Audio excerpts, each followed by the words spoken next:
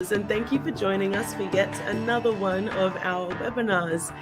Before we begin, as usual, I would like to acknowledge the traditional owners of the land on which I am coming to you from, the land of which Kayla is coming to you from, and also the traditional owners of the land in which you are all tuning in from, and pay respects to the elders past, present, and emerging. Quickly, before we get this show on the road, I'd like to remind you all that we have a bunch of informative webinars on our YouTube and Facebook. They're all archived there, so feel free to jump on at any stage and familiarize yourself with the content on there. Along with those webinars, Kinaway are still offering the usual forms of business support for all of our members. So if you feel the need for assistance of any kind or support, please feel free to get in contact with the Kinaway team. We've had a couple comments before about sharing our posts and profiles with friends and family, and feel free to do that. We are looking to grow our Kinaway community more than we already have, so that'd actually be really helpful. So please go ahead and do that. Okay, so now I have all of that out of the way. Let's give a warm welcome to our beautiful guest, our Black and deadly guest, Kayla Cartledge. Woo! Woo! Thank you so much for having me, Kajani. Thank you for joining me. I'm looking forward to this webinar. If you guys haven't seen any of these types of webinars before, we've done one with James and Damien, but this is some time and space to be able to ask a little bit more about our staff members here at Kinaway and learn a little bit more about their journeys and their stories. So I love doing these, and I personally get so much from learning about the full stories of you guys, Kayla. So thank you again, and I am very much looking forward to this. Thank you. You look evil when you do this. Oh, yeah. I promise I'm not doing these What for are you doing? nefarious reasons. Just don't mind my evil lair in the background. That's nothing, I promise. And my Awesome. musical lair. Excuse me, yours looks so beautiful, bright, sunlit. Mine, I don't even know what's going on here. It's a little bit spooky. You've got like a bat cave or something. Yeah, I do. I totally do. Yay. Well, I have my first question for you, Kayla, just to get us started. Whereabouts are you from? Originally, I'm from Darwin, the Northern Territory. I was there, I was born there, and I was there till I was about 8, and I have the biggest family there, still there, and sending me all their videos of freedom and sunshine. So it's So very upsetting being here and look down and seeing them just going to the park, having a barbecue. yeah, frolicking around. I was up and down just before, before this lockdown here in Melbourne, or like just as it started. And people were walking around with no masks on because they didn't have to wear them. And I felt like I was a criminal walking around without a mask. But yes. I know. I've gotten quite accustomed to the mask and just wearing it and like warming my face on the cold in the cold mornings. Yeah, so Like when I true. go for my And if you're not wearing makeup, because catching the bus, if you ever do that, sometimes I used to do that to get into work. But yeah, I'd love just like if I didn't have makeup on or anything, people could only see this. So it was super handy not having to care. But yeah, yeah, Darwin mob made me so jealous.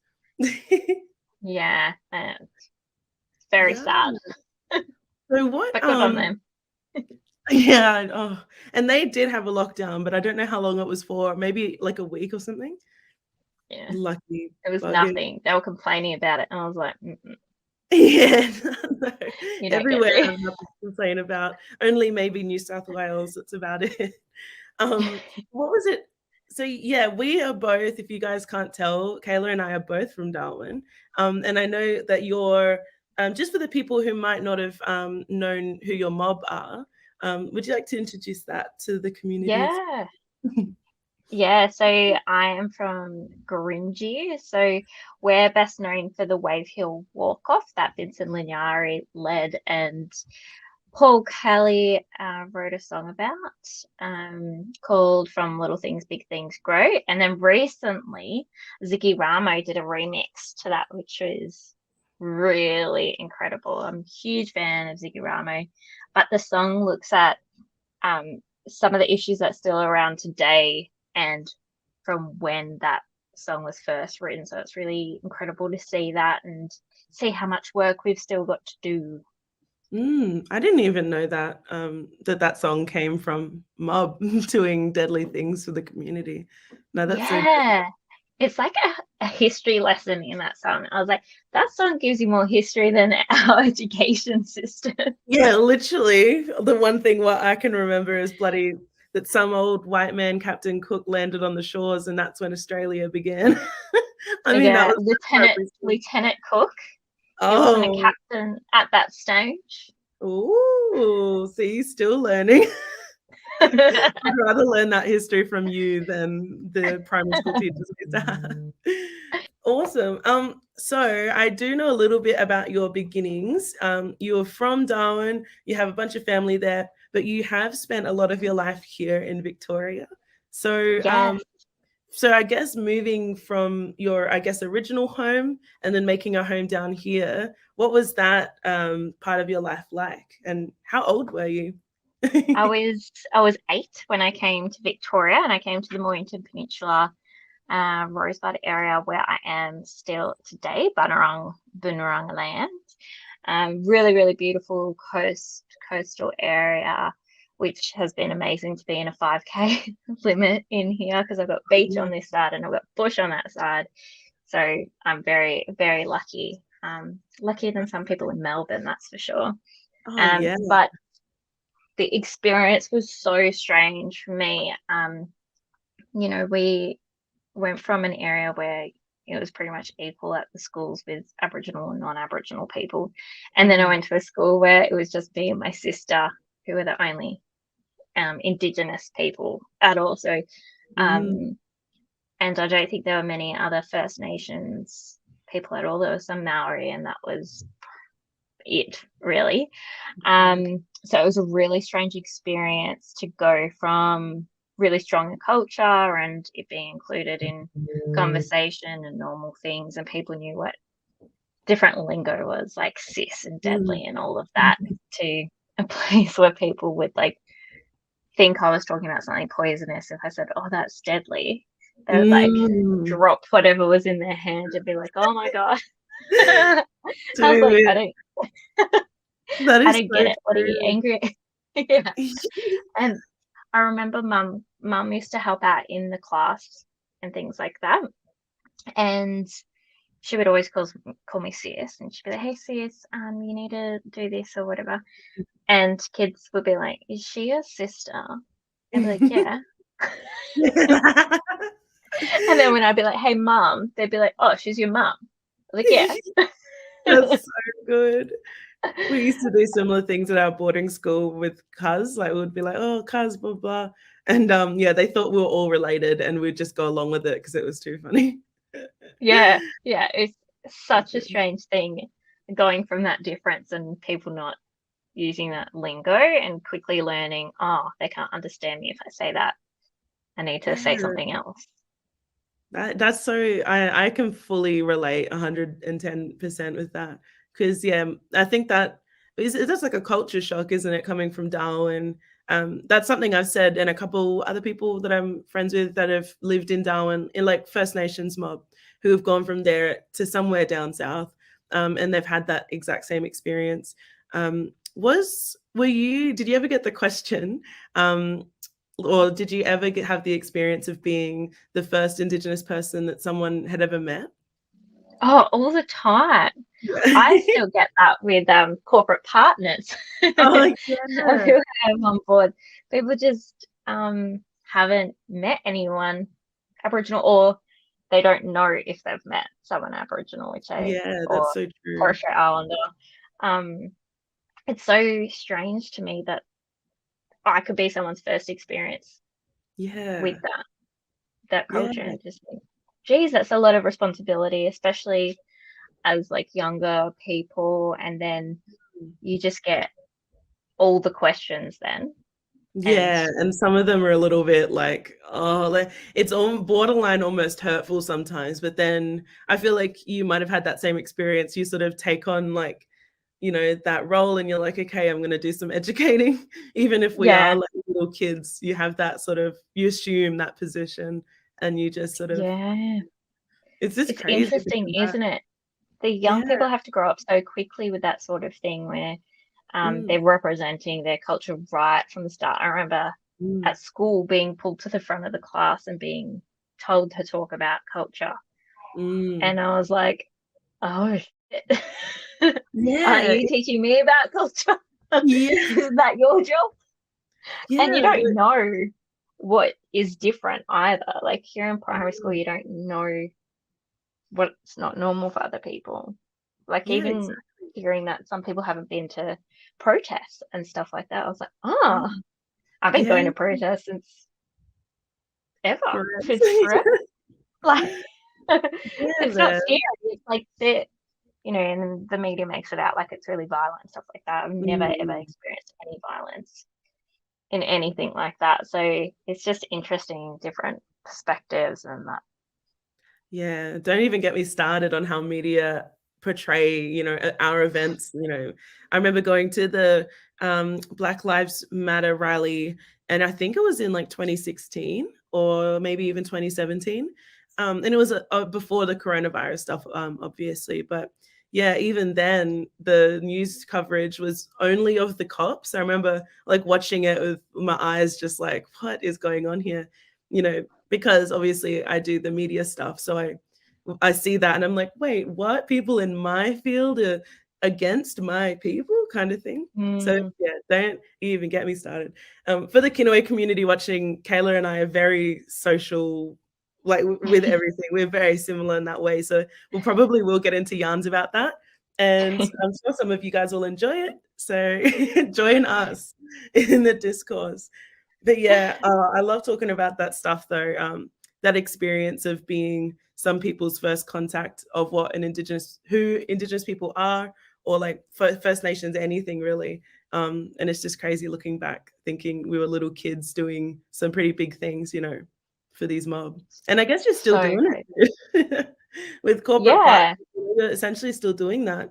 But yeah, Well, do you what? we're all kind of Sorry, you go. sorry. You go.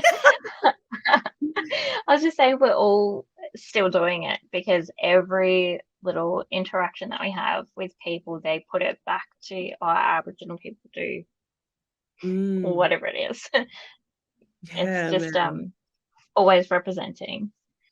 Yeah, well, I think it just makes us stronger, and that goes for everybody watching as well. Like, you know, I think it's a really, I always used to have the thought of like, well, you know what? If I am the first person that they've met, I'm going to give them no reason to think, to have like a bad experience or to think negatively. It's like, you know, being secure in that you represent just with who you are. And, I think that's sort of like a nice perspective.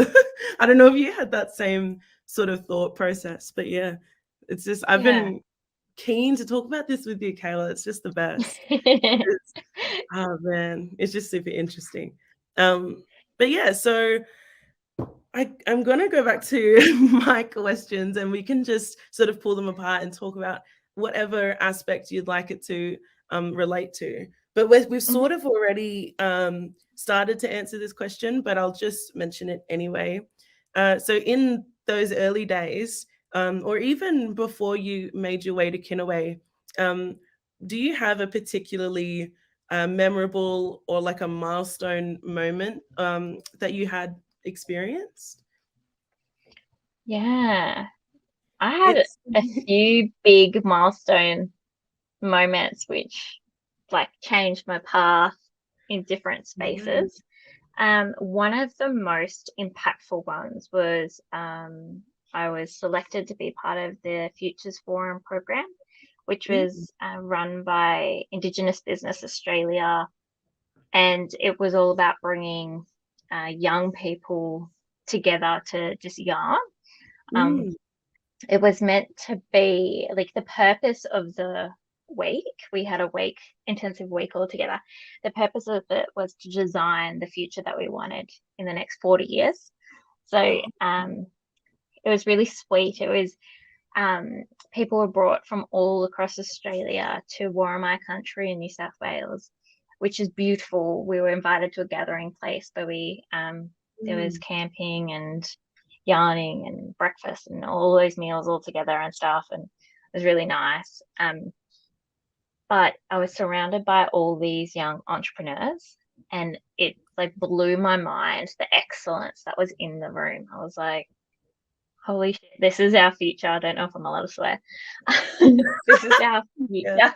You can sitting in this room.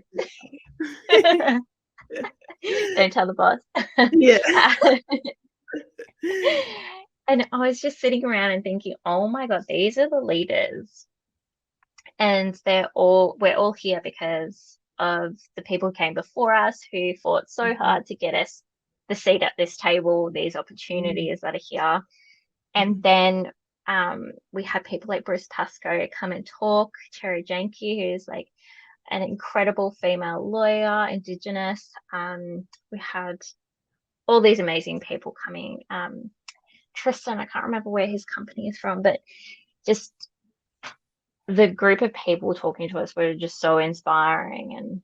And it was just a mind-blowing moment where I was like, I need to do more for community. I used to just volunteer my time and stuff like that. And I've worked as a business data analyst. And it was that moment that I was like, nah, my whole life needs to be changing this. It can't just be, my extra bit of time. No, I love that feeling. I think it's like a certain point in life where, I don't know what the word is. It's not like a maturity thing. I think it's like a confidence thing. Because I think, like we were just talking about, so there's so much to the Indigenous experience, that can, knock your confidence around sometimes. And I think when you get to be around those sorts of leaders and people, and then especially you, Kayla, having been invited to that space, you weren't just around future leaders, you were one of the future leaders as well. And I think that's so special. And I think it's those moments that are just, the best. And I'm sure like even our, elders and people before us had those same moments of confidence kind of building, to make us those leaders. It's just the best. I love that so much. Yeah, Sorry, I it just would had be to say so how interesting. Like you look at someone like Lydia Thorpe or Nova Paris or something, you think, oh, what was the moment that made you go, I'm going to be the best at this? Yeah, I'm going to be an absolute queen. Exactly. It's just the best. Hey, I remember one time meeting one of the Sapphires, and I was just like, wow. And I was just looking at her. I'm like, wow. You could just almost feel like the strength. And I didn't even need to interact too much to feel uplifted and like really inspired. And I just love that. Just literally being around mob that have just done amazing things. It's just one of the best experiences. Hey. Yeah, and them just being themselves, like not having to mold into something is really, that's a really big confidence builder. I think that just being 100% true to themselves. Do you know Ray Johnson, who's the TV presenter? She's incredible. She's such a nerd. She's a mega nerd, and you remind me of her because you're such a nerd. Yes, totally. So you'll have to look her up. I will. She's just such a queen. She just sits there. She has no issue being like this. I'm in love with my dog, and like I'm gaming tonight. That's what I'm going to be doing. Like a woman after my own heart. Yeah, like such an Indigenous queen. Love that. Yeah, that's such a good conversation. I didn't know how to put words to it growing up, but I think, yeah, we need to, we've got a platform right now, and I think it's always good to reiterate that, like, the strongest way we can support other First Nations mob is just by telling them that they're allowed to be who they are, and there's no real box that you need to fit into or, mold yourself to be authentically Black and deadly. Essentially. Yeah, totally right. And I feel like it was different for, our parents' parents, our Mm, grandparents who had to, be something to be mm, able to get their voices across, and then, mm, have to be agreeable in a certain way, or, mm. you know, um, and they Yeah. fought for that chance to give us this step to be more ourselves. And it's Yeah, just that's like, so true. it's, Like, they had yeah, to play the game a little bit, but then they switched up the game. It's yeah, just so good. Yeah, I straight away think yeah, of Nana when you say that. right. Yeah, It's man. exactly you think of your nan, who just is like that absolute fighter and just Oh, yeah. doesn't take any crap, just straight up themselves. Yeah, man. I'll share this story with you. I've been meaning to tell you, but I'll tell everybody at the same time. When I was in Darwin, I was able to catch up with my nan, and she we're going through some photos of her when she was still on the mission. So, and she, I think, was like 16 or something. And she's in this cute little outfit, and she looked like a model just standing there. And we were like, "Wow, you're so beautiful, Nan. Look." And she's like, "Yeah, in the pant pockets of that outfit, I had a knife." And we're like, "What?" And then she like told us this story that she used to kind of, people didn't expect her to be rebellious in any way, but she kind of chose her moments. And her and the boys, they weren't allowed to camp together, but they would coordinate it so that the boys would leave all these like knives and spears and different things so that when the girls went camping, they could go fishing. And she would always be the little ringleader that would like get them to do, whatever it was that they wanted to do and rebel against the nuns. I love that. Our fierce women. It just made it when we started calling her Lara Croft after that. So good. Oh, what's We're your gonna be nan's name? the Oh, her name's Margaret. But Margaret. We'll have to start referring to people as Margaret. yeah. Oh, Margie's, little Margie. Marg, put that spear away. Yeah. I love it. I was like, now I know where I get my rebellious side from. But yeah, we're gonna be those old ladies one day. Yeah, definitely. If I'm not causing trouble, I just don't want it. Yes, so true. We're gonna keep up the legacy of being cheeky. Yeah. Yay. Awesome. So I love that. Do you have any other milestone moments that come to mind that you would like to share? I think this is an awesome little topic really to sit on because yeah, I just love Mm, hearing stories. And I mean, that's a big part of our culture anyway, is to sit and share stories. So do you have yeah. anything else that comes to mind when you think of milestone? I think a big one for me was having female leaders. So I managed to realize that I wanted to be led by a strong female um, in my work life and in personal life and that sort of thing. And so I always chased after those mentors who I thought who are the strong women who I could see myself being. Yeah. And, I kind of moved around to different managers and things like that until obviously Scott. He's a strong And when female manager. he's my first male manager, and I really in the interview I had for this position, I was really interviewing him. And he was like, afterwards, he was like, "Oh my God, that was what happened?" He was like interviewing me. I was like, "Yeah, I wanted to make sure that you're all right." Yeah, that it But was it like a was safe also, space, you know? yeah, because it's like I, have put myself into these positions to grow from these female leaders up until the point where I'm like, no, I know where I am now. I know who I'm going to be as that leader, and I know, these are the strengths that are my own, and that's what I can take into it. Like, I'll allow this male to come in and maybe direct me. True. He can be captain of the ship Yeah, while you yeah, I'll relax let him think the he wind is. in your hair. It's like a serendipitous moment, I guess, coming to Kinaway and feeling like you're confidence is there when, and then having Scott, Stinky Scott, come and be Uncle Scott, man. Uncle Scott. Yes, to everybody watching, I love calling Scott Uncle sometimes in emails. I love it though because it might make him feel a bit old, and I just love that. Yeah, he definitely, especially when I say it, and he's like, "You're not that much younger than me." No, I love it so much. I wouldn't dare call someone auntie though if they didn't want No. to. Woo, that'd be too scary. No. Awesome. Well, that's a really good point to lead onto my next question as well. So, just feeling that you're in your own now and have taken some, not just advice, but you've taken things that you've learned from strong women in your life and moving forward. So I was wondering, what are some of the skills that you maybe got from those women and honed throughout your experience leading up to today? Yeah. It's a bit hard sometimes. No, that's all right. I was just going to say it's a bit hard sometimes to put words to it. So you can take your time if you want, but yeah, I think it's interesting.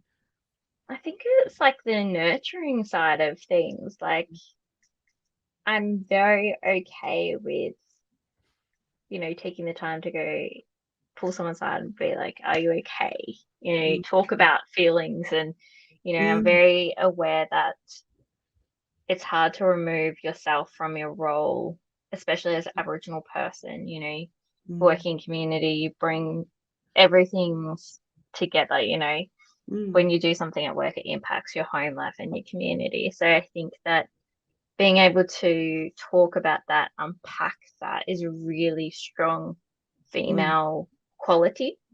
And it's not something a lot of people don't want to show their emotion and that sort of thing. But I think it's really important to be able to show your emotion with, your direct reports and your team, and, show that vulnerability. I think that's a strength, really, to be able to have that bond as well and go, you know what, this really sucks and I was uncomfortable, or like maybe I overreacted here, but it's because I'm passionate about this, and I'm okay with backing that. Yeah, well, it just reminds people that, at the end of the day, you're a human being and not sort of an other. Also, too, sometimes with those things, it's actually easier to not open up, and the hard thing is to be vulnerable and transparent, or however you want to describe it. So that's so true. It is a strength, because sometimes even me, I feel like an open book, but sometimes there are those little blockages and you have to, it's like a constant thing. You got to exercise, the vulnerability. Yeah, no, I love that so much. And when you create a safe environment where you're, as willing to share as what, you're expecting like your other teammates to be, then you're kind of in a level playing field, and you can kind of be more vulnerable and have that trust in each other. Where, it's okay and it's not going to be judged or anything for it. Also, I know you know this, but Taylor Swift, absolute queen. Like, the way she has challenged female stereotypes and what a woman should be, and if it's okay to date lots of people, or if it's okay to, be competitive or reinvent yourself, that sort of thing. I just so inspired by her. She's such a queen, and I am going to get you onto her, Katani, because there's so much lessons to learn. No, I'm open to the Taylor Swift lessons, don't worry. So, for all of you who don't know, we have a karaoke night when COVID's not on, and I treated Katani to a Taylor Swift song, which was completely directed at Katani. I was just singing to you the whole time. Everyone else was like, they weren't there. It's just us. Yeah. They're like, I feel like that was aimed at Katani. I'm sitting in the front row. Kayla's only looking at me like, just singing to me. No, I love that. I was just soaking in all of the songs as if I had my own private concert. Yeah. Okay, so I have another question for you, Kayla. It's a little bit of a pivot in conversation, but it's all good. We can always travel back to wherever you'd like. Thank you. But my next question for you is, so what was your career, I guess, before Kinaway, and what led you to Kinaway? What was that kind of part of your journey like? Yeah. So it seems so strange, but my skill base is kind of in data analytics, data mining, that sort of thing, data interpretation. So Ooh. I worked in like the planning, like looking at the planning scheme and that sort of thing. Then moved into property and property analysis and doing like mass valuation. So I had 17,000 properties, which I would value each 2 years, every 2 years. Um, and that was like my past life. I like to refer to it as in my past life, I was a property valuer. So I've actually got the qualifications to do That property is so valuing, cool. which seems so far removed. And then I moved into human resourcing and like people data. So looking at how many women leaders do we have? Where's the blockage for promotion? Where's the like what's their Mm, skill base and training and that sort of thing? And analyzing the trends and that sort of thing, like what age would they be having babies, and is that what's stopping them from moving up the line and all of that sort of thing, which I loved. Used to create policy around that, which was really interesting. Like I used to be able to go, this is clearly an area where it's limiting this area. So in this case, mm, women in management positions. So what can we put in place there to level the playing field? So really mm. cool. Loved that stuff. And That's then so I moved. Sorry. I just said that's so cool. I love learning about those areas of life because I just don't, they're so within companies and a little bit behind the scenes, so people don't necessarily hear a lot about it. So that's why I love learning personally. I mean, people watching might not have heard about those, sorts of roles, and I just love that stuff. But sorry, continue, Yeah. please. Yeah, I loved it. I geeked out on it. I'd spend so many hours, like after hours, doing like um projects for that I'd present to my manager. Like, this is what I care about now. Like, let's focus here. Um, and like having that social minded, kind of background. Mm, I'd be like, why don't we have more refugees coming in? Like, just mm, always thinking about that sort of thing. And then I went to the Futures Forum and I was like, I want to do more things with mob. When I was a young person, I didn't have access to community and culture and that sort of thing, having moved to the Mornington Peninsula. And so I went into a little secondment for youth services, which focused on doing like a cultural audit of their area and their program and services mm, and seeing where they could implement things to make it more welcoming for our young people. And that mm, was incredible, but also so saddening because there was just such a disconnect and it felt like there was just no funding mm, anywhere to be able to help fix these things.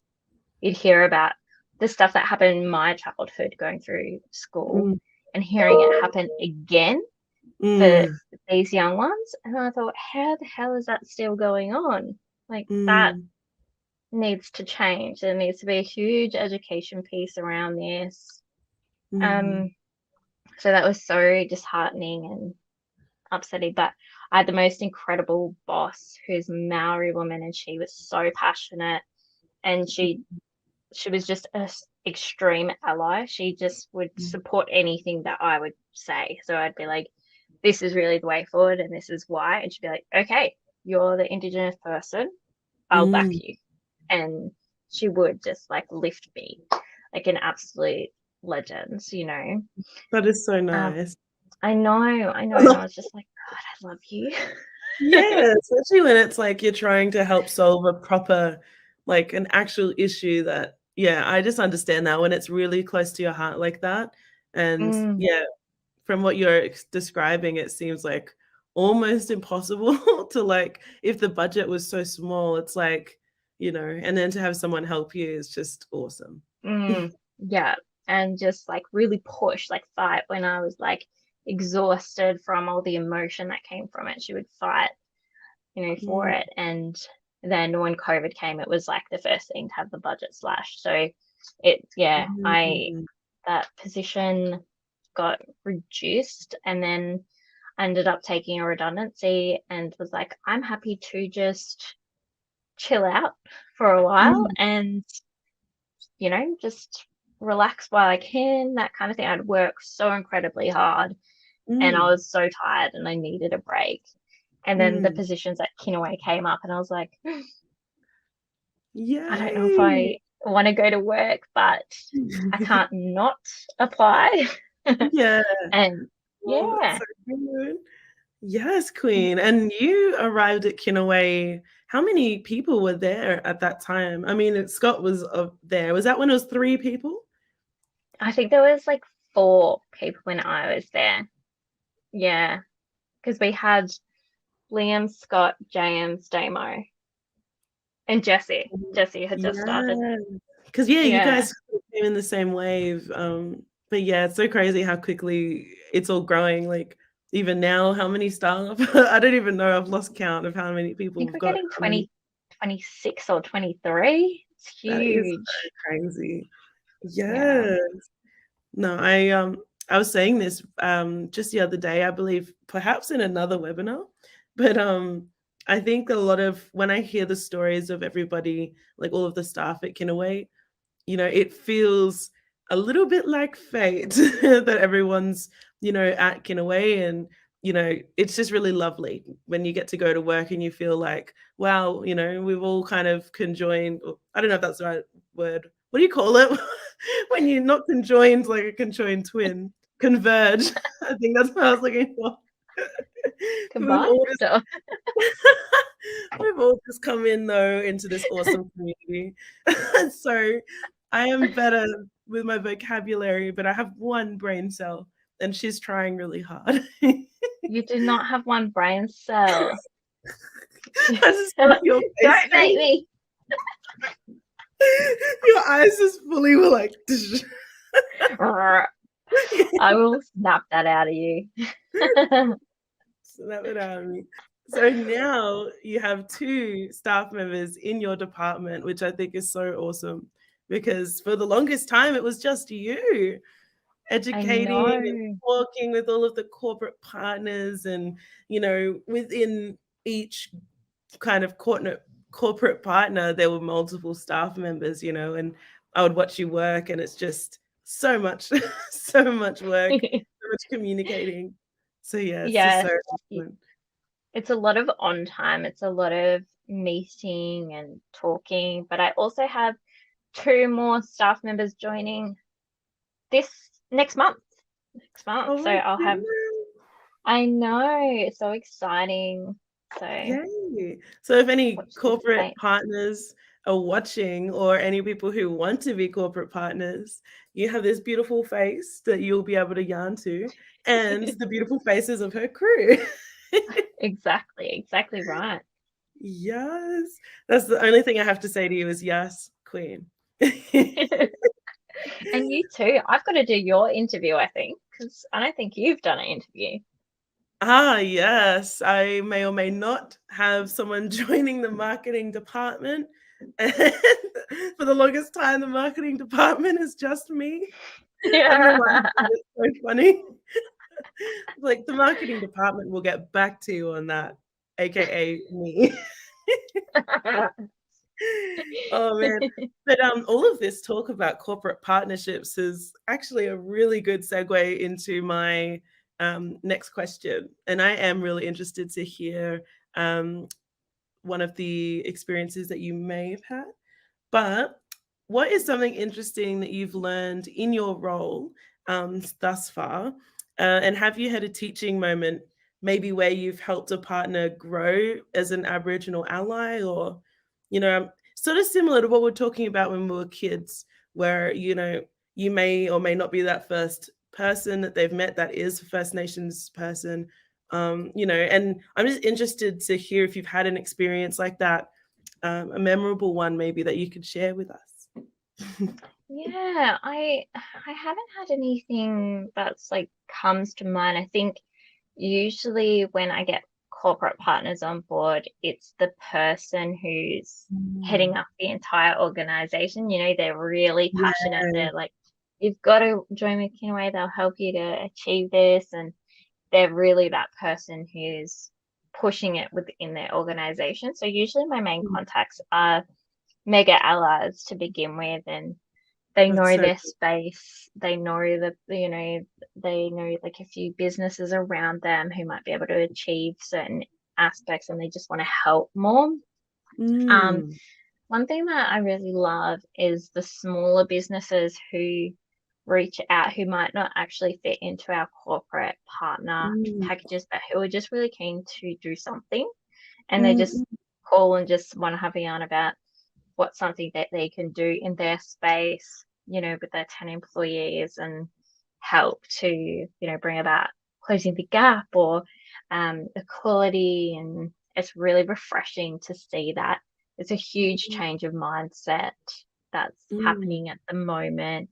And I think since the George Floyd stuff that Mm. happened, it's created a movement in Australia Mm. that's definitely catching on. Is that how you feel? Yeah, 100%. I was actually listening to a lady online talk about the the George Floyd thing, and also all of the you know things leading up to that as well.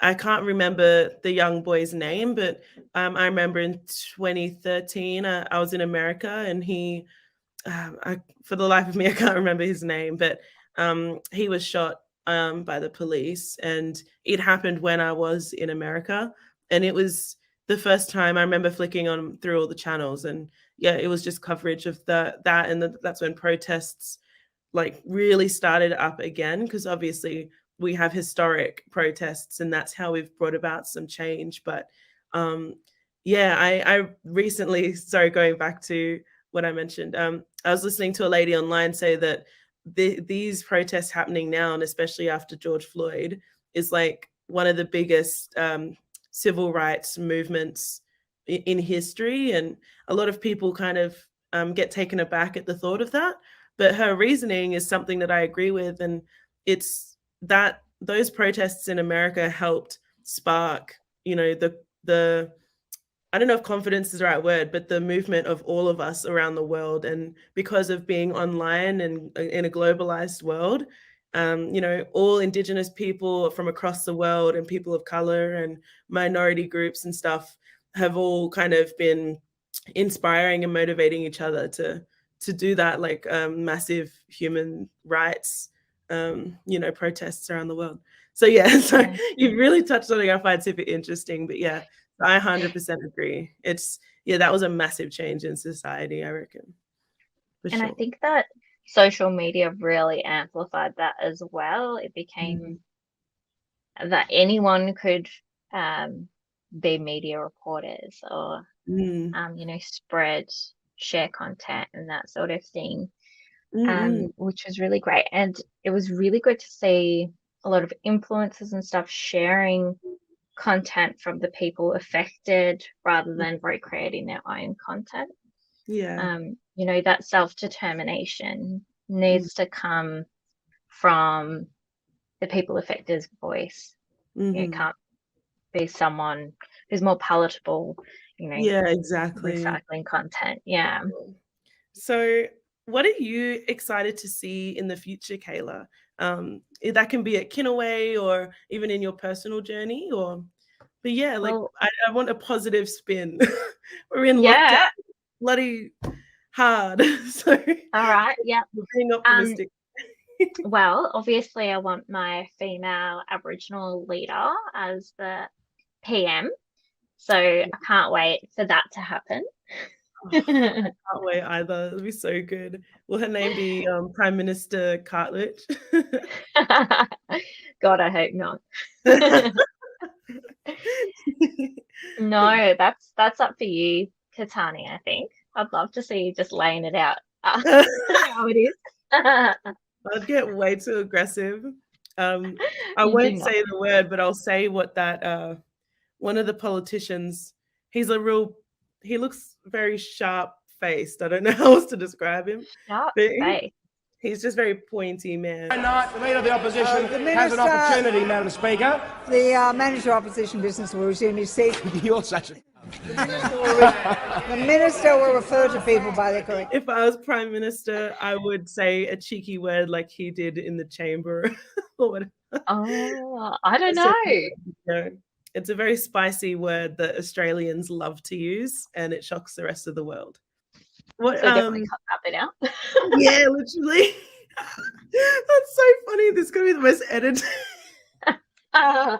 It'll be like, Katani dropped the C-bomb. That is so good.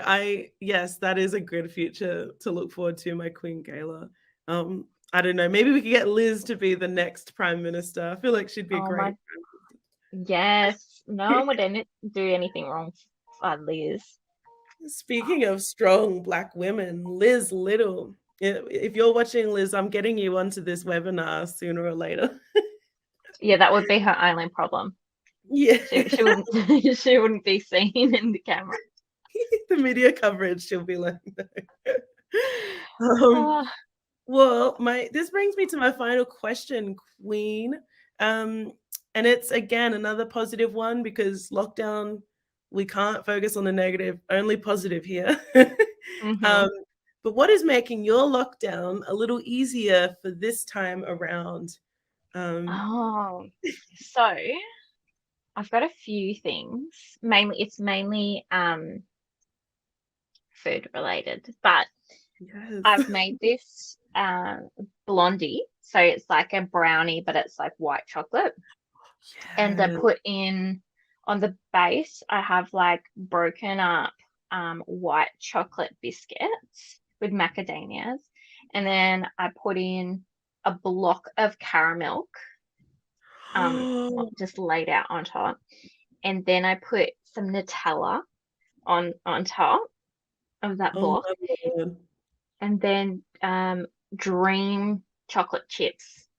And then I put the brown or the blondie paste on top, and it like seeps into it. Oh my Lord. My God, it is incredible.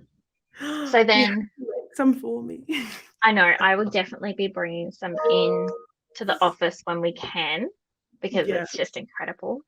And then so on the other side of that, I have to do some exercise. So I downloaded Just Dance, and I have been killing it with the moves. They've got a calorie setting, so I'm like, I'll smash out enough to get me this blondie piece.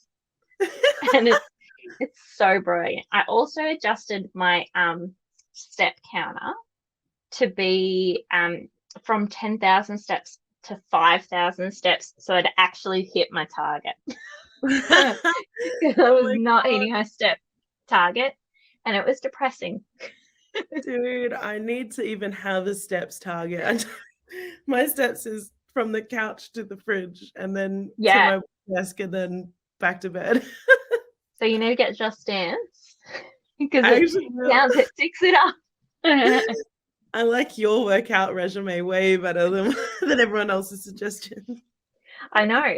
James just runs, and Jadara just runs. And Jadara, yeah. I'm like, no. You could be that fit. Yeah. I love when James spoke about that. He's like, I just hate running, and what motivates me is I can't wait for it to be over. And I'm like, wait, what? Is that how fit people work? They hate it too. Wait, really? Is that what he says? Yeah. No. Why does he do it so much then? Yeah, exactly.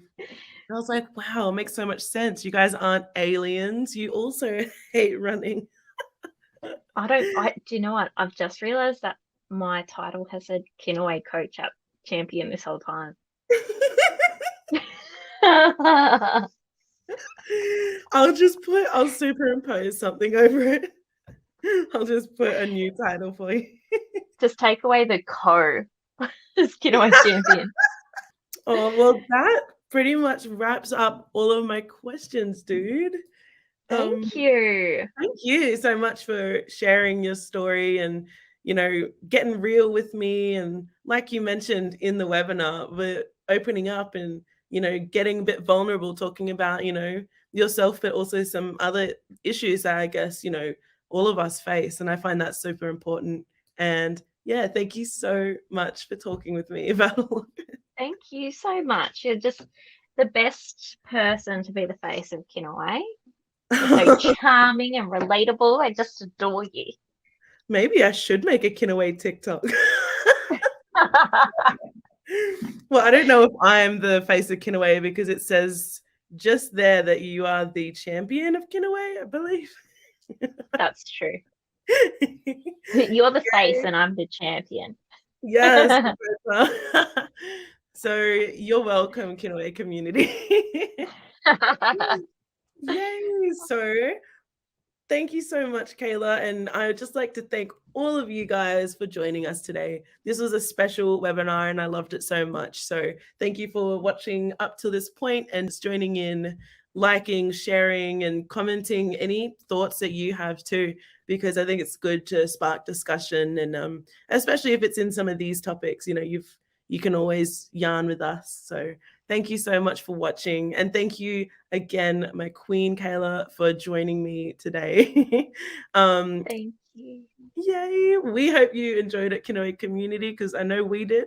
Again, if you wish to catch any more webinars just like this one, Kayla was actually in one of the Snap webinars that we did a couple of weeks ago. So make sure to go and check those ones out.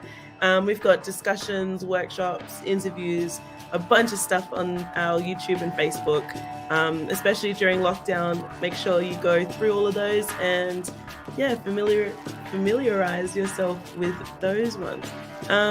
But yeah, I'd just like to take a moment as well to remind you all that we've got support services always available to you. And that is at 1-800-KINAWAY. What is that, Kayla? 1-800-KINAWAY.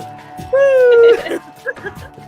And that is with Brendan. He's available Monday to Friday, 9 to 5. All of us love him, and he's a really great person to open up to and as a shoulder to lean on. So make sure you do that if you feel you need that support. And yeah, that draws us to the end of this webinar. Thank you again, everybody, for joining us, and I hope you have a safe lockdown. Thank you. Hey, bye.